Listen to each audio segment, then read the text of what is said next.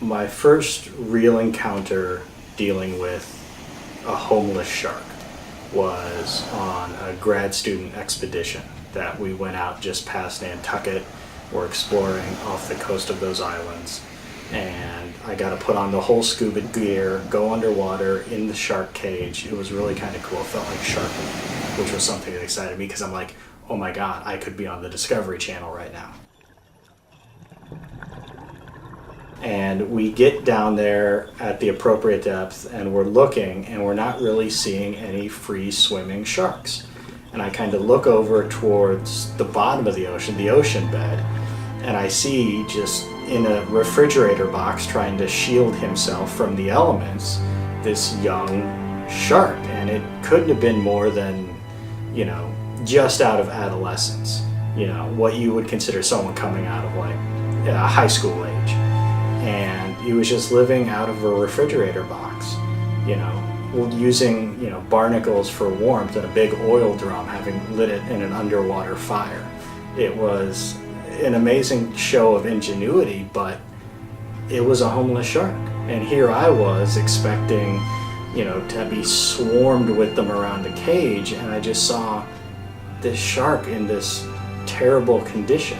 There was no one to help provide for him, no family, no safety net whatsoever, and he was just left to climb into human refuse and try and make some kind of home. And that was one of the things that really, really touched me about this issue and made me aware of the problem.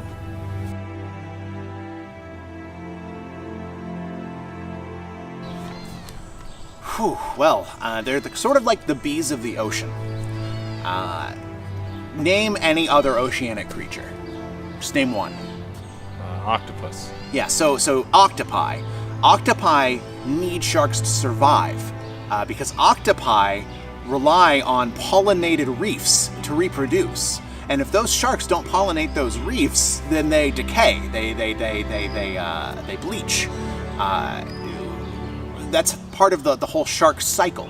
They go around, they pollinate various kinds of oceanic wildlife, reefs, garbage islands, various kinds of molds and fungus that grow underwater. And they spread those things around, which is what leads to future sharks budding out and reproducing from there. So the entire ecosystem of the ocean relies on a healthy quantity of sharks to go to be active in that community, in that area. And my particular area of focus as an anthropologist is making sure that their society, their governments, and their various philosophies are sort of in sync to keep our dying oceans alive for as long as possible.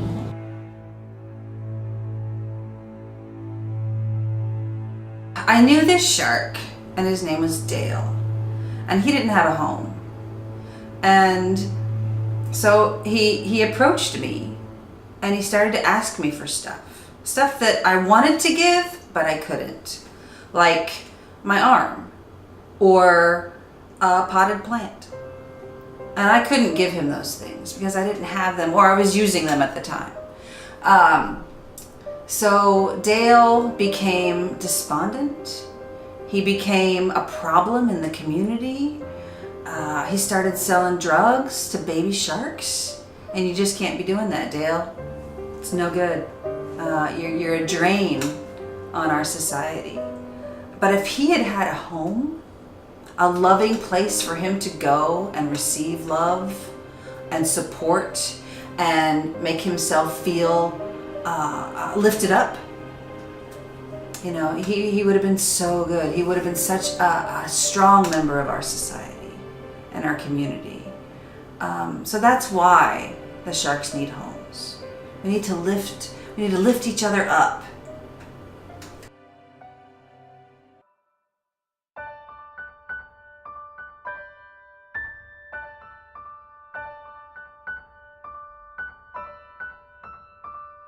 I was afraid. I was afraid of sharks. I was afraid to go in the ocean. And then on a school trip to the aquarium when I was a kid, I learned the truth. You know, more people actually die every year from vending machines falling on them than from shark attacks. That's real I didn't know fact. that. Yeah. And I decided that like people needed to know, because these poor guys, like, they're out there and they don't have anyone to love them.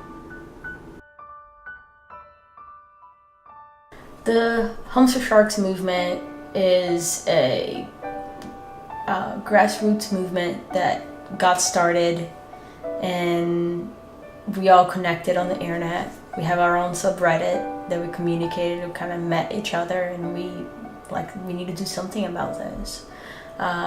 So from there we went to Facebook. We got even more people involved, more people together, and we started doing fundraisers. We started raising money and trying to figure out how to fix this issue.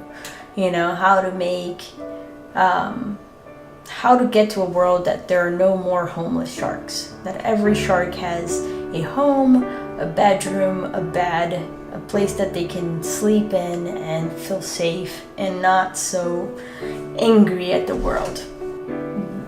We have a lot of plans. We're planning a march in Washington soon, and we're hoping to take this all the way up to the UN eventually. The Homes for Shark movement is the foremost important movement in our world today. If we don't take care of this, you know, that number I told you about vending machines, it's gonna change. You know, sharks are mad, and rightfully so. You know, we villainize them, but we don't give them the resources, you know, to succeed, right? So if we don't take care of sharks, who is going to take care of our oceans?